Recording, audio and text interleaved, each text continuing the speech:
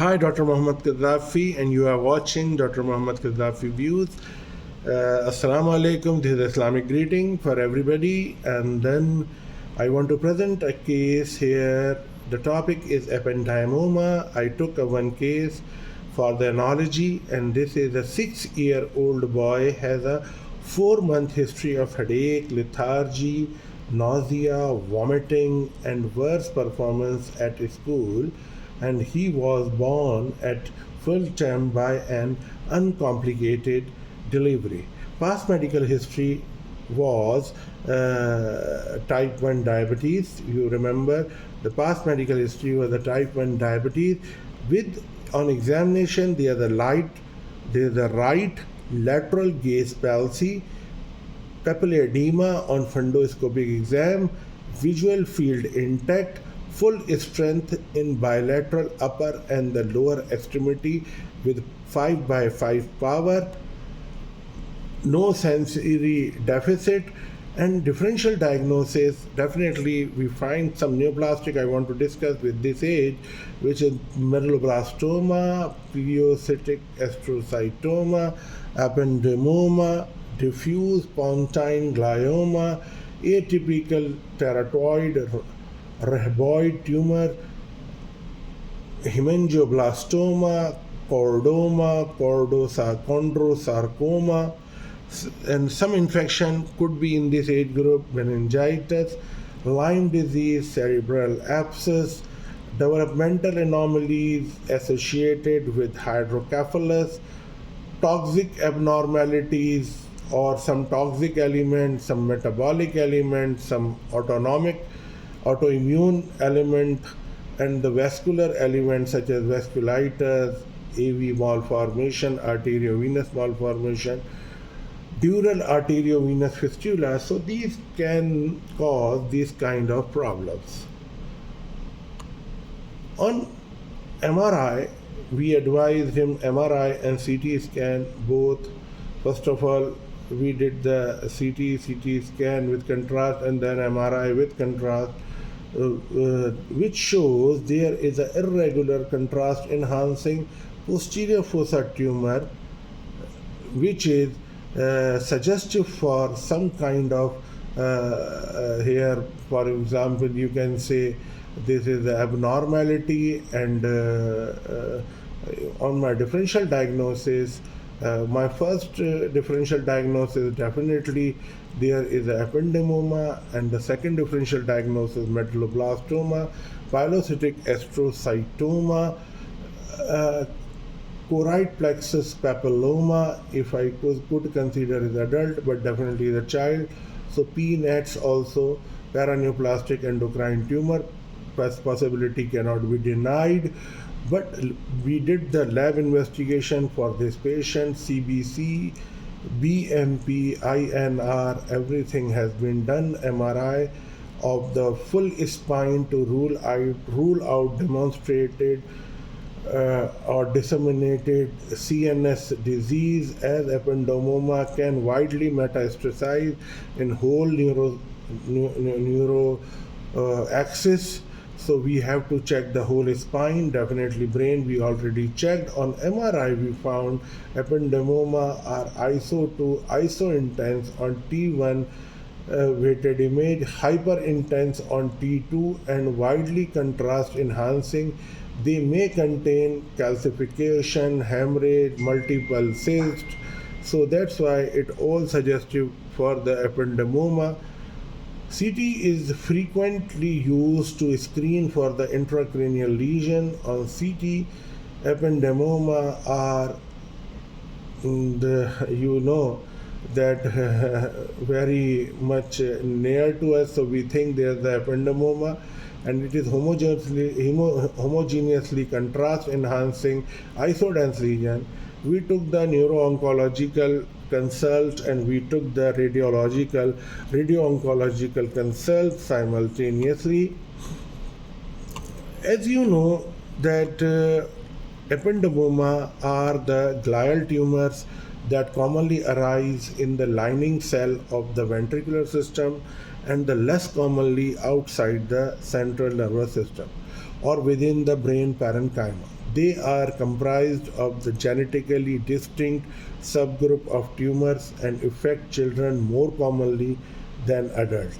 So this activity reviews the pathophysiology, our here reason the pathophysiology presentation of ependymoma, and highlight the role of the interprofessional team in their management, as this is are the goals of our lecture presentation. As you know, ependymoma are the glial cell tumor that commonly arise in the lining cell of the ventricular systems and the less commonly outside the central venous system or within the brain parenchyma. They are comprised of genetically distinct subgroup of tumor and affect children more commonly than adults. So children are more commonly affected. That's why I took this patient for my differential diagnosis on number 1. While I want to tell you about a little about the etiology of this tumor, while ependymoma that arise from different regions of the central nervous system are histologically similar, their clinical course often varies. Histological classification alone has not provided consistent and reliable survival outcome in retrospective studies, meaning that the ependymoma with similar histological grade may follow a substantial different clinical course. And recent studies suggest that these tumors may categorize based on the different population of progenitor cell, which would explain different clinical course in tumor with the same histological grade.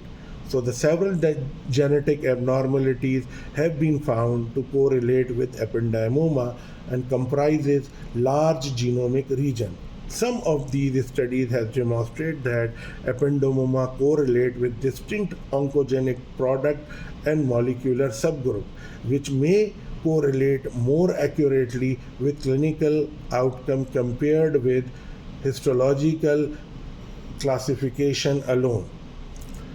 Ependymoma, I want to tell you here, affects large or all age group, and they have a higher frequency in children. It is the most common, or you can say the third most common brain tumor in pediatric age group. As per the Central Brain Tumor Registry of United States and a static report of the CNS tumor from the year, that ependymoma represent about 2% of the all brain and CNS tumor in the age group between the 44 years and beyond. So in child, if it is 2% in the adult group, where I told you the median age for 44, so in childhood, brain tumors are the primary cause of death associated with the solid tumors. The most common pediatric brain tumor, such as I mentioned before, they are the medulloblastoma, pilocytic astrocytoma, brainstem glioma, and ependymomas. So based on the genetic mutation, variation, and ependymoma are classified as follows, such as the posterior fossa, you can say this is the subependymomas, which is a posterior fossa tumor here, and they are further subdivided in further other groups. But you know that based on the genetic mutation, it is present in the posterior fossa, then supratentorial, and then in spinal ependymomas. So we have all kind of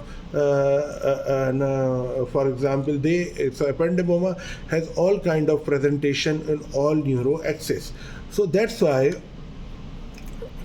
we are discussing in detail, because this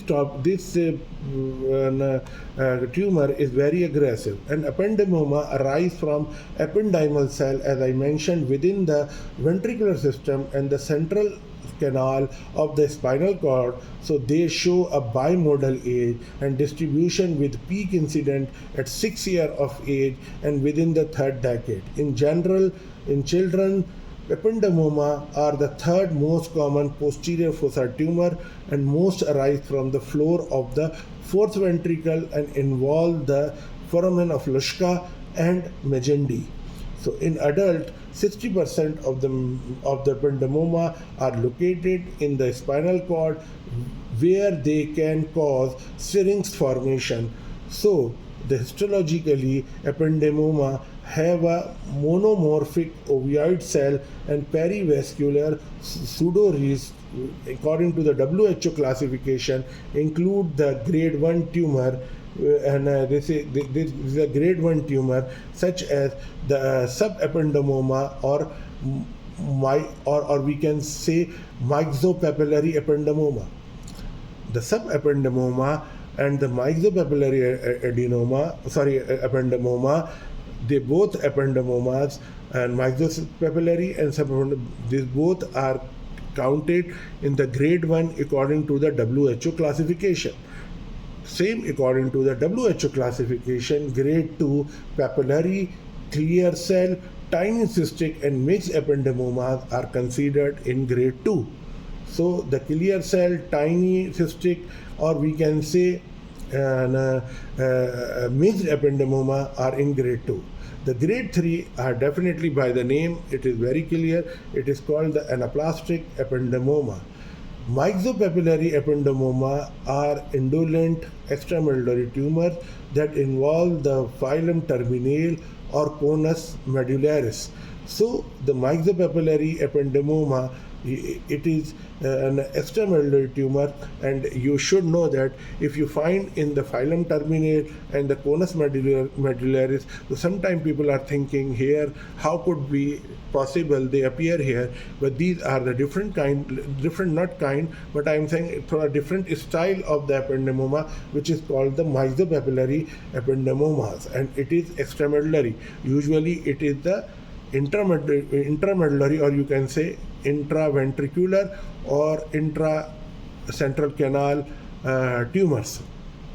Clear cell ependymomas are predominantly found in the pediatric population and are located supratentorially. A tiny cystic ependymoma is a rare, slow growing ventricular tumor with histologically similar to the astrocytoma and schwannoma. Anaplastic astrocytoma is an aggressive variant with high mitotic activities, necrosis, and poor clinical prognosis. Ependymomas are associated with neurofibromatosis type 2 and loss of chromosome 12 or 14 and a high expression of HOX gene. Overall, the prognosis of the children with ependymoma are considered poor, with only 40% survive till 5 years, and prognosis is improved if gross total resection is achieved properly. Otherwise, the prognosis, as I mentioned, it is poor. As you know, I want to tell you a little thing about the histopathology of the patient.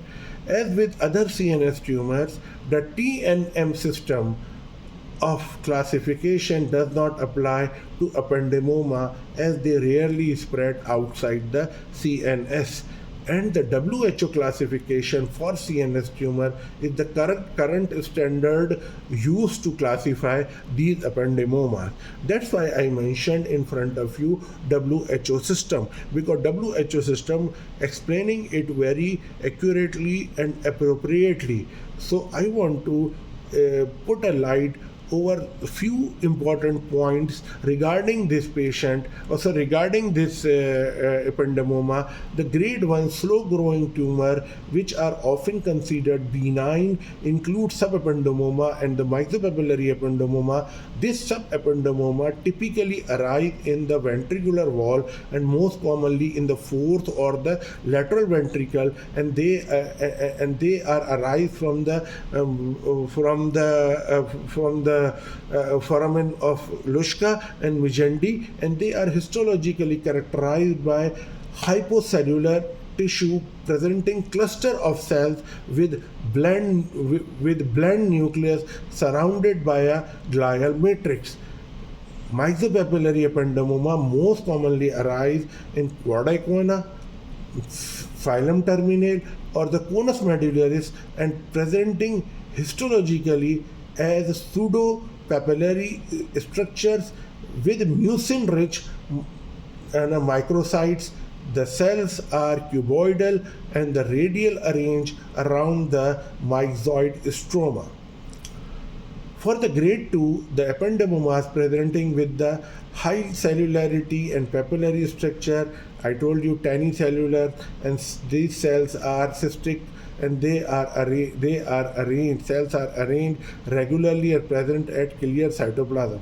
Grade 3, as you know, this is the anaplastic ependymoma presenting with the abundant mitotic activities in the cell with pseudo polarized or pseudo, you can say, placed necrosis, which are very much suggestive for type 3.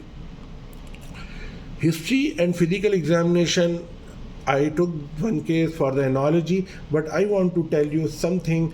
The ependymoma arise when different CNS compartment, the clinical presentation may vary from acute onset, increase intracranial pressure and cause nausea and vomiting, to a more chronic and insidious clinical course. Ependymoma is histologically diagnosis and is the most common present in the three major anatomical sites, such as the supratentorial, spinal cord, and infratentorial.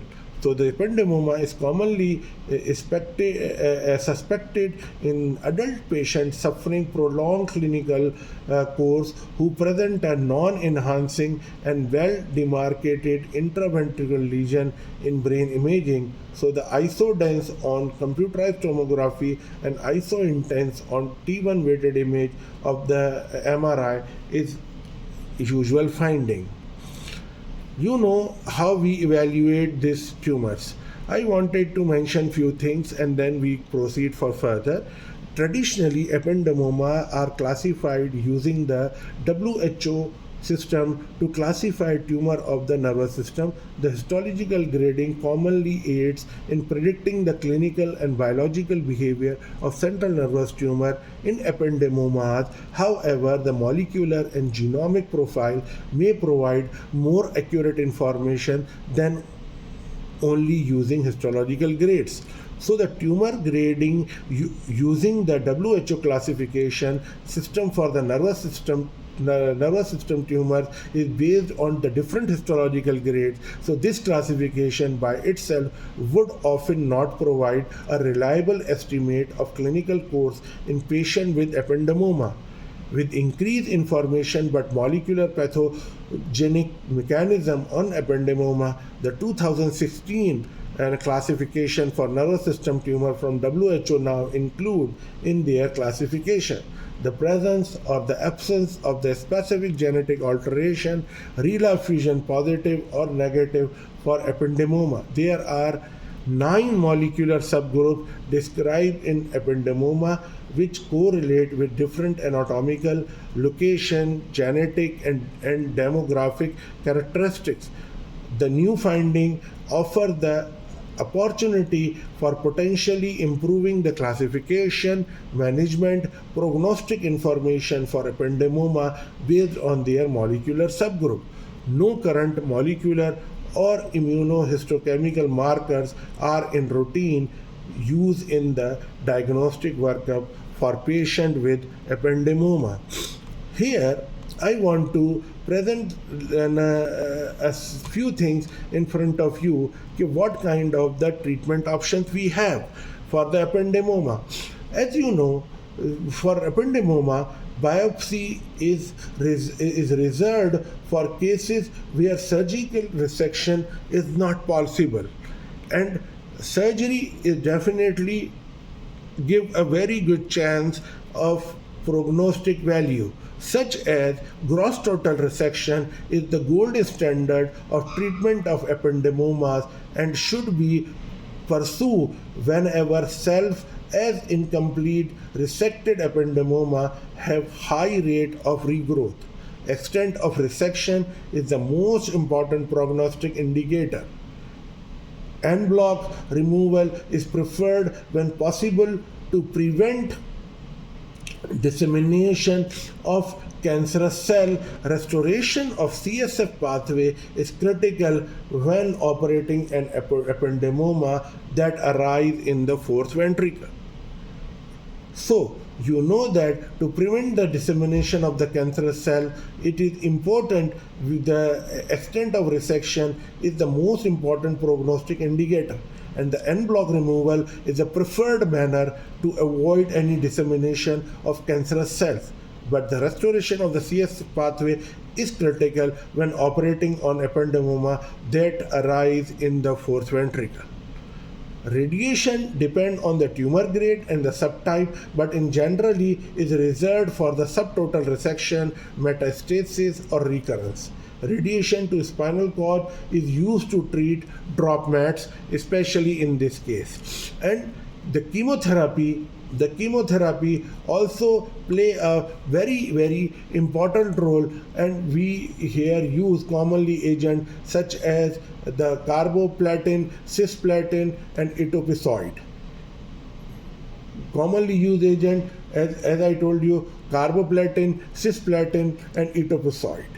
Surgical technique here very important. When resecting posterior fossa ependymoma, the patient is positioned prone with the head flexed.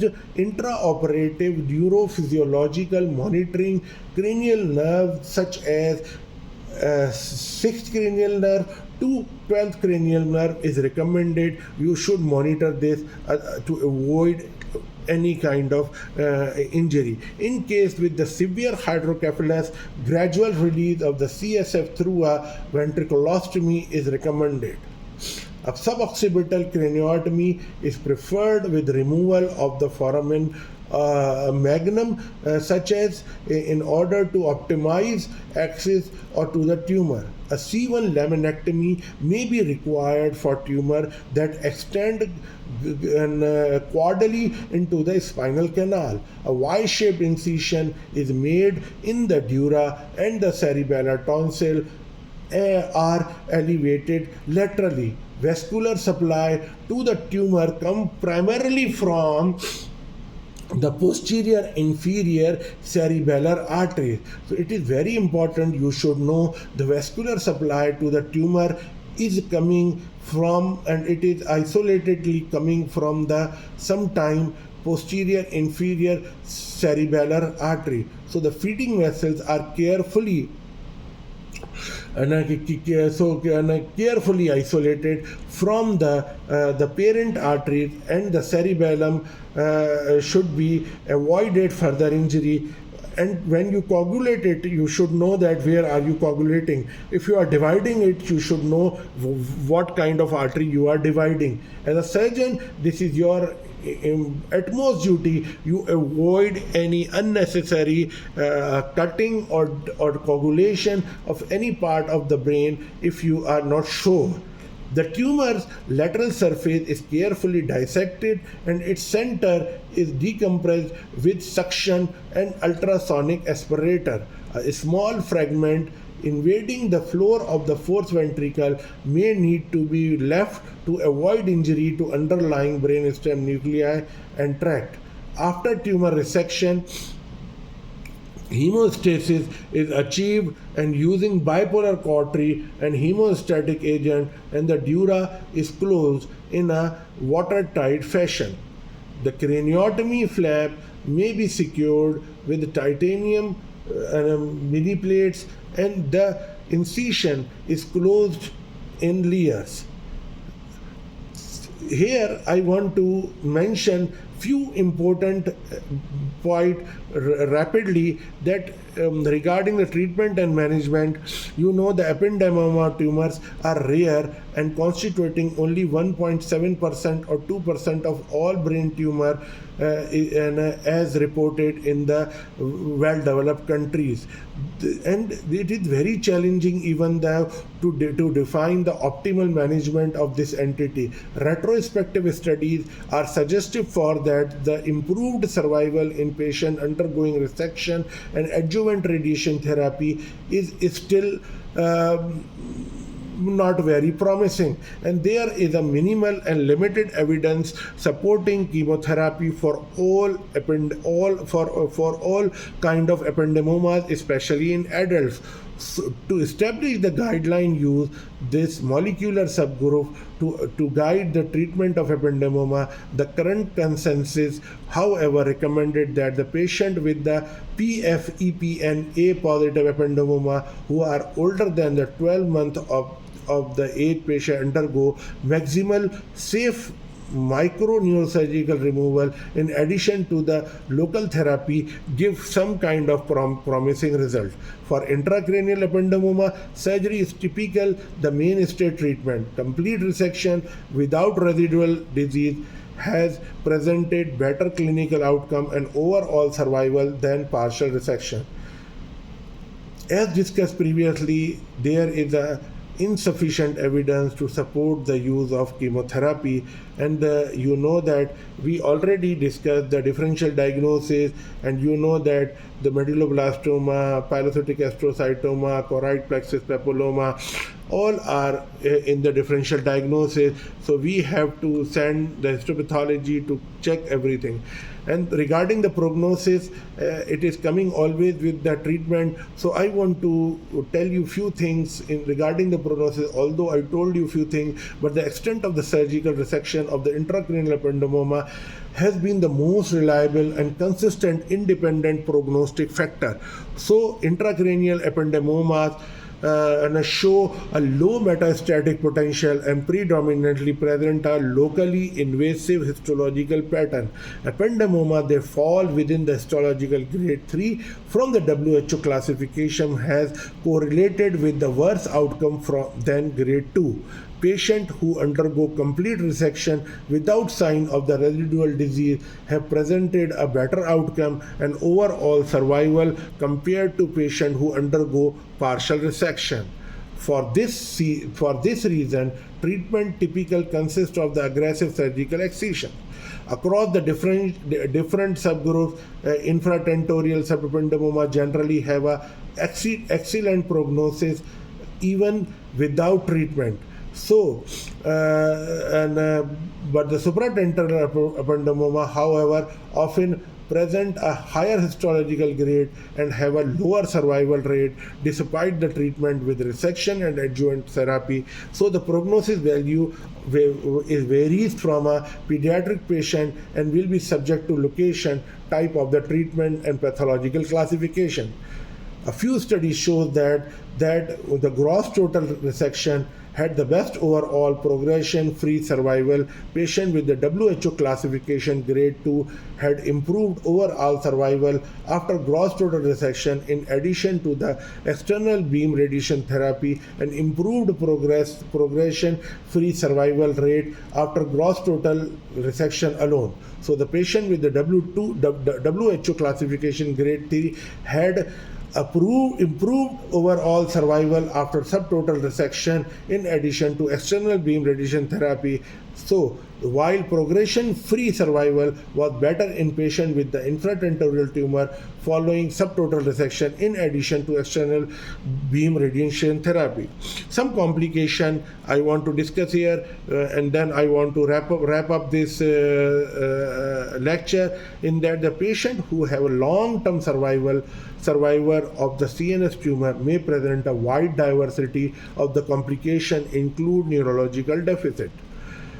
I just want to read a long-term survivor of the CNS tumor may present with the wide diversity of complication, include the neurological deficit. cognitive limitation, and sensory neuronal hearing loss, endocrine and growth abnormalities, and the secondary malignancy. Adult patient may present long-term complication, most commonly fatigue, numbness, and tingling, pain, and disturbed sleep. Difference in the patient's education, deterrence in the patient education is very important in our setup. Patients should receive the counseling regarding for prognosis. Those with the CNS tumors at the end of the life benefit from the palliative care. The family member and patient will benefit from early anticipatory counseling. In addition to comfort measures such as the palliative care should be interprofessional to cover the wide spectrum of need and that these patients will face. How we enhance our teamwork?